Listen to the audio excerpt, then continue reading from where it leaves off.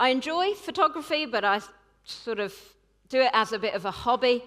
And one type of photography that I find particularly tricky is nighttime photography. And with nighttime photography, you have to have the lens open for a good amount of time in order for enough light to come in order to be able to see anything there. So the exposure, it has to be quite long. It has to be exposed for quite a while in order to be able to see any detail.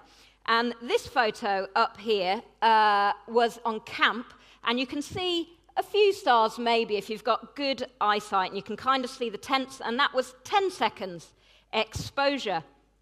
And this photo was for a little bit longer, same place, same night. Evie almost fell over me, I think, as I was taking this because she was walking out of her tent. And it was 40 seconds exposure, so the lens was open longer, and so you can see more detail, you can see more stars. Now, I asked Mark Thomas, who is up there videoing tonight, who enjoys astrophotography and is actually very good at it. I asked for one of his photos because he actually knows what he's doing. So this is 40 seconds exposure. This isn't in the same place, but it's a photo that Mark took. That was a lot longer exposure. Anyone want to guess that wasn't here this morning? How long do you reckon? 12 hours. Not bad. It was 17 hours. 17 hours of exposure. Now, if you want to know how he did that, you have to ask him because I'm not clever enough to understand. You can ask him afterwards. But there is so much more detail in this photo. It's of Andromeda, one of our nearest neighbors, but a heck of a long way away. Again, ask Mark the details. To us, to the naked eye, it would have looked like a pretty dark sky with some stars up there. And yet, after 17 hours of exposure, letting the light in, we see all of this detail. Now, you might be thinking, what are you going on about, Deb? I thought we were going to look at the Bible. We are. We're going to look at the next part of Ephesians, which is the book that I am working through in the Bible. And we've got to chapter 5 of Ephesians. And we're going to come back a little bit later on to nighttime photography. But we're going to look at this passage, which overlaps a little bit the last talk that I did about walking in love, about living our lives in a way that is loving and that brings goodness to our world rather than the brokenness that we see all around us. And so I'm going to read you the first little section of that. Be imitators of God, therefore, as dearly loved children, and live a life of love, just as Christ loved us and gave himself up for us as a fragrant offering and sacrifice to God. If we want to live lives of love that bring life and wholeness to this world, rather than the darkness and brokenness that we see all around us in our world at the moment, then we need to imitate the God who is love. But it's not going to happen by accident. This is my dad. My dad loves a practical task. He's really good at fixing things. But he wears glasses. He's worn glasses my whole life, really thick lenses. But when he goes to fix something close up, he moves the glasses down his nose because actually, close up, he's got pretty much 20/20 vision. So when he's fixing something, he does that. And you will see in this video, a little sample for you, him doing that. Moves the glasses down and fixes the peg for the sakes of this illustration. And when my son was younger, he was fascinated with my dad and with tools and with fixing things. He absolutely loved it all. And my parents looked after him when he was little. And so he used to follow my dad around, watching him. And one day, at his other grandparents, during this phase of his life, he's now 11, I was watching him and I saw that he was pretending to fix his tricycle. Now watch carefully what he does when he's fixing his tricycle.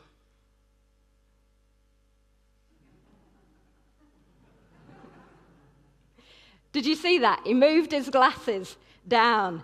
He'd spent so long watching my dad that he'd learnt to imitate him perfectly, adjusting his glasses when he goes to fix it, even though he hasn't got any on.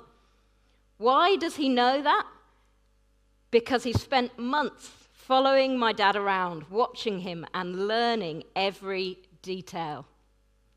Be imitators of God, therefore, as dearly loved children or grandchildren, and live a life of love, just as Christ loved us and gave himself up for us as a fragrant offering and sacrifice to God. If we are going to know that we are dearly loved, and if we're going to be able to imitate him, we have got to follow him around and to watch him. There's no other way of becoming imitators of God. And so the first question for us this evening is, are we spending enough time with God to know that we are loved and to be able to imitate him well? How do we do this? We need to look at our priorities. What are the first things to go into our diaries? And what only comes in if we happen to have enough time for it? What are our priorities like? Are we, on a daily basis, seeking to find a rhythm and to book into time, into our days, to read his words to us? And if we find this hard, there's all kinds of things to help us. You can download the Lectio 365 app, where they read a passage each day and pray into it. You can get the verse for the day. You can download the Bible app, where there's all kinds of reading plans. Maybe start by reading a psalm each morning when you first get up. Or start reading a story from the life of Jesus in Matthew, Mark, Luke, or John each day to learn more about Jesus, how he did things, what he did, what was he like. And if you don't have a Bible, ask us. We'd be happy to give you one. And as you read, maybe underline or highlight a word or a verse that stands out to you that you can kind of keep reflecting on throughout that day, so that we start to get into our psyche what he's like, and we start to be able to imitate him in more and more detail. Secondly, are we taking time to talk to him about what's going on in our lives and to just soak in his love, away from everything that distracts and that causes chaos in our minds and in our hearts? Maybe you'd find it helpful to write these thoughts down, or to write a list of bullet points that you come back to each day to keep you focused, or to plan in walks where you can go out and let your thoughts wander as you chat to God. Sit on a bench and imagine him next to you. What would you say? How does he react to you? Have we got a rhythm of prayer in our daily lives? And lastly, on a weekly basis, are we prioritizing time to gather with others who are also trying to imitate him, to encourage each other, and to learn together? Or do we only do that when there's not a better offer on? Being a Christian isn't a lone wolf kind of activity. We are pack animals, and we don't survive on our own.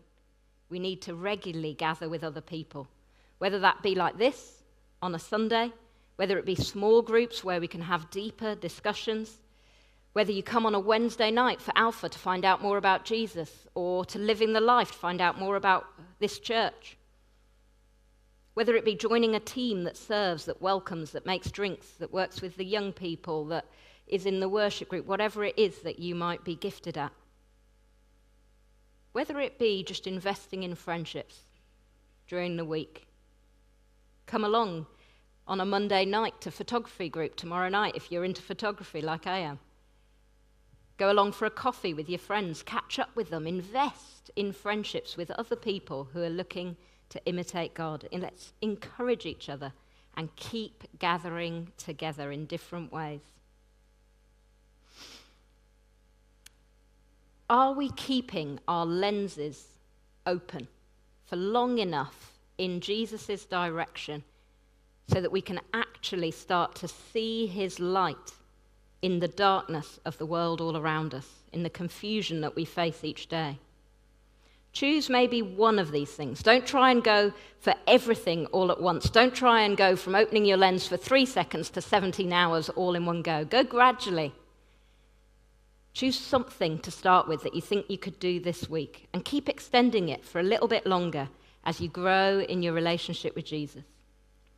We're going to come back to this towards the end of today's passage, but first, we have the next part, which is not a passage that we often enjoy looking at, and perhaps slightly awkward depending on what you're like. Let me read it to you, and you'll see why. But among you there must not be even a hint of sexual immorality, or of any kind of impurity, or of greed, because these are improper for God's holy people. Nor should there be obscenity, foolish talk, or coarse joking, which are out of place, but rather thanksgiving. Whoa, it's taken a turn. I can assure you that we love preaching on sexual immorality as much as you like sitting in the chairs in front of me and trying not to feel awkward. We're in this together. But the beauty of preaching through books of the Bible is you can't avoid the hard passages, you can't just choose the easy ones, and you can't choose the passages that you're just on a high horse about. We have to go into everything, and this is the next part. And it happens to have fallen after last Sunday evening when Donald also, his passage in Matthew, also fell on this. So, that being said, I'm not going to go into a definition, what is sexual immorality. I'm not going to go into loads of detail. If you want to see more about that, look at last Sunday's sermon that is on YouTube. It's on podcast things on Matthew. And Donald spoke a little bit more about this. But we are going to look at how we approach this passage and explain a couple of things that seem weird and odd about it. Things that if we want to live our best life, we need to look at Jesus and imitate him in. And we've already looked at that, but we're going to look a little bit more. So how do we approach this passage? In this room, we'll be coming at this passage with different thoughts. Some of us immediately think of people that we want to read this, that we want to be listening, and that we hope will feel convicted to change how they're acting. For those of us that are thinking that, I'd point out the final words, but rather thanksgiving. The alternative he gives to living in a way which is filled with sexual immorality or greed or foolish speaking is not the judgment of others as if we're somehow perfect. Can any of us say we've never been greedy? Can any of us say that we've never spoken anything foolish? The alternative that they give instead is thanksgiving for all the good things that God gives us, including sex. And for some of us that have read this and think of sex as something dirty and to feel guilty about, this is a surprise that we're to see it as a gift to give thanks for. We find it quite funny. Why is Deb going on about this? John Stott, a famous British preacher and Christian leader, said this: "The reason why Christians should dislike and avoid vulgarity is not because we have a warped view of sex and are either ashamed or afraid of it, but because we have a high and holy view of it as being in its right place, God's good gift, which we do not want to see cheapened. All God's gifts, including sex, are subjects for thanksgiving." And so this passage switches things around. But moving on, others of us will be coming from a different place. We see this passage and we think, we need to take this with a pinch of salt, because we're free to do whatever makes us feel good. As long as no one else is being hurt and everyone consents, what's the problem? Christians have for years been judgmental and made people feel sex is dirty and bad. But as we've seen, and Deb's just said, that's not true. So we don't need to take this passage literally. Anything goes. God is love, and love leads to sex. So we're to express ourselves, right? For those of us in this camp, I want to highlight some other words in this passage. Why is greed grouped in with sexual immorality? We need to go back to the larger context of this passage in Ephesians, which is Paul talking about how we thrive as God's people, the church, how unity is needed amongst us, and how we need to think of each other and not be self-centered and individualistic. And the problem with doing whatever makes us feel happy, or what we think will make us feel happy, is that it's all about me. It becomes a selfish act. And so it begins to break people apart, break people down, and begins to devalue sex, instead of seeing it as a special gift from God. And you might say, but Deb, if it's special, then surely it's to be used. God doesn't give us sex or our bodies to be hidden away, but to use whenever we feel we want to express ourselves, express our love for someone in that way, whoever, whenever, or however. God isn't stingy and doesn't want us to be. I agree that God isn't stingy, but there's a difference between using something and valuing something. I want you to imagine, and bear with me in this, I want you to imagine two motorbike lovers. The one spends hours caring for his motorbike, tweaking things, polishing it, oiling it, making sure everything is working perfectly. He loves his motorbike. And he wants it to last, and he wants it to run well, and to not break down. And he thoroughly enjoys going out on it. His friends recognize it's him from the motorbike. It's part of his identity. The second guy also loves motorbikes. He loves to do wheelies, to go as fast as he can get it to go, to do donuts in the park and leave impressive burnt circles in the grass. He gets hold of new motorbikes all the time because he likes to squeeze them for all they will give, often ending a good ride with the bike looking like this one that I came across during a dog walk in Rectory Park recently. Both these guys love motorbikes, but it's shown in very different ways. Which one do we think values their motorbike?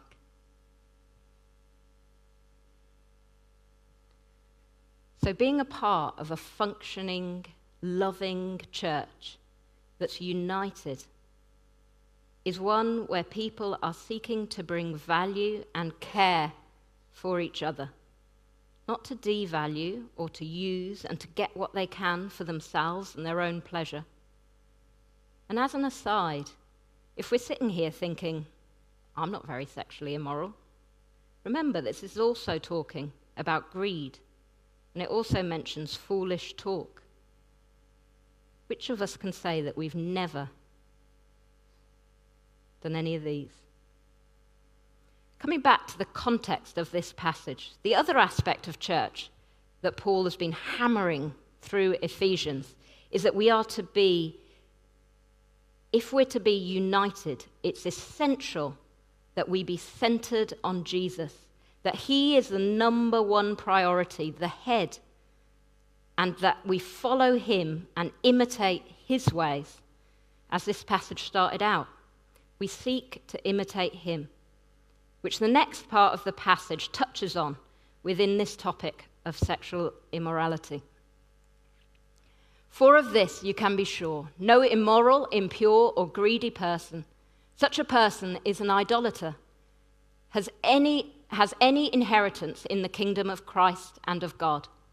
Let no one deceive you with empty words, for because of such things God's wrath comes on those who are disobedient. Therefore, do not be partners with them. So many questions, right? Here, he's pointing out that those behaviors that he'd mentioned before point to idolatry, which is where something or someone other than God is number one. It's the thing that is driving our behavior, our choices, and our values. I doubt any of us would dispute that sex has become an idol in our society, that society is obsessed with it, that adverts use it to sell things. I heard of a college freshers' fair. So a freshers' fair is at the beginning of the university year. All the different clubs and groups and societies put out tables around trying to get new members into their clubs. So they're all competing with each other in their sports, and there's debating. There's all kinds of different things, different clubs. And one of these clubs had a massive sign above their table, and it said this in big letters, sex. And then, underneath it, in small writing, it said, now you're interested, how about joining the college rowing club? Society has placed sex on a pedestal, and instead of giving thanks for it and valuing it as a good gift, we've allowed it to drive society in all sorts of ways, to manipulate people. And as with any false god, it doesn't deliver what it promises to deliver. Instead, when made into a god, it eventually brings disillusionment, brokenness, and hurt. And a lot of us in this room can personally vouch for this. And if not, we've seen it causing chaos in someone close to us, is life. And so Paul is warning us, don't be taken in by any of these lies. Either that anything goes and it's okay to let sex drive your life, nor that sex is a dirty thing to be hidden away and never talked about. Both are manipulative attitudes that skew the truth and that lead to brokenness and hurt in the long term, something which God isn't happy about. And he will bring justice, it says so, to put everything back in its proper place so that people are no longer hurt or abused or manipulated, which includes bringing justice on those who cause this hurt. The original word used for the disobedient actually means people who habitually live in disobedience without repentance. This isn't talking about people who slip up and who fall short, but are trying to change, that know that they need help in order to do that, and are asking God to forgive them and help them to grow and to become better people. Otherwise, we'd all be in trouble. This here is talking about people who know better and insist on continuing in this selfish and destructive path and refuse to ask for forgiveness or help from Jesus to live in a different way. And we all have things to work on. And Jesus will highlight different things in our lives. I can't judge what God wants to work on in Donald's life. That's between him, and the Holy Spirit will highlight that. And the same for me, what I need to work on. We've all got things to work on. The question isn't, what are we working on? The question is, are we willing to allow Jesus to help us? Are we willing to say, I can't do this on my own?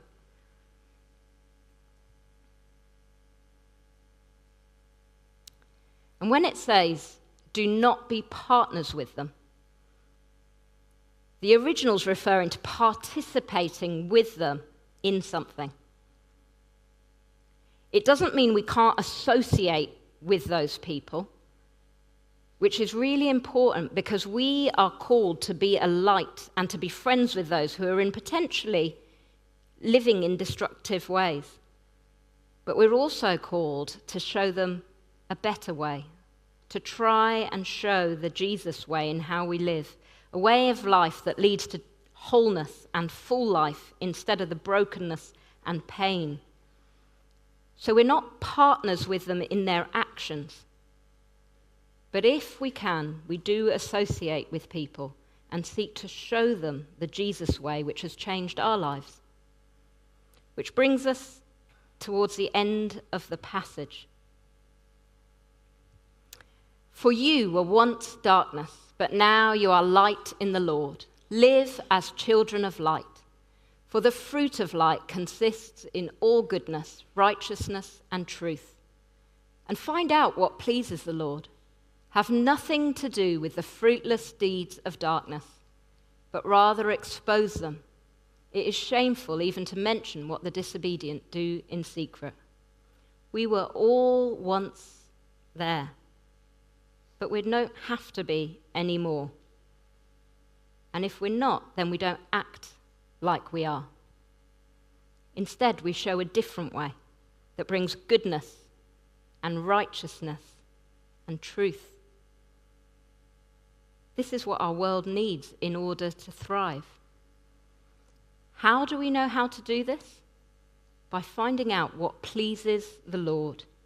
And how do we do that? By going back to the beginning. We need to watch and learn from what God does and how God does it. We need to open our eyes and look at him for long enough that we begin to notice the details we hadn't seen before. And so the darkness of our world starts to be displaced by the light of Jesus and his love. For each of us, as our lives are exposed to Jesus, things will come to light that we need to work on, change, say sorry for. But he promises to help us. If we let his light in, he will point at the things that he wants to help you change to imitate him. The invitation is to let him help us. Then he will equip and empower us to move from our old behaviors and way of being, and instead to imitate him and do what we know pleases him. The passage ends like this. But everything exposed by the light becomes visible, and everything that is illuminated becomes a light. This is why it is said, "Wake up, sleeper, rise from the dead, and Christ will shine on you." This isn't a condemnation. He's not saying you're doomed if you've ever messed up sexually, or made selfish choices, or spoken foolishly. It's an invitation to all of us. Stop sleepwalking around life, being manipulated by lies and half-truths as false gods promise us freedom that never deliver. And instead, wake up and start living a real life. Let the light of Jesus displace the darkness by continuously looking to him, being exposed so long to him that darkness is pushed out. But also, the Jesus characteristics in us will be lit up, the parts of us he created in his image that bring joy and wholeness and life. As we invite him in, he starts to highlight things that need to change, and he starts to highlight things that are great. Do we want to respond to that invitation and to invite him to shine on us? We're going to sing a couple of songs as the band comes up. And in the first one, let's use it to reflect and to invite Jesus to expose the dark and bring his light and goodness into our lives. I speak Jesus. I just want to speak the name of Jesus over every heart and every mind, including my own, because I know that there is peace within your presence. I speak Jesus.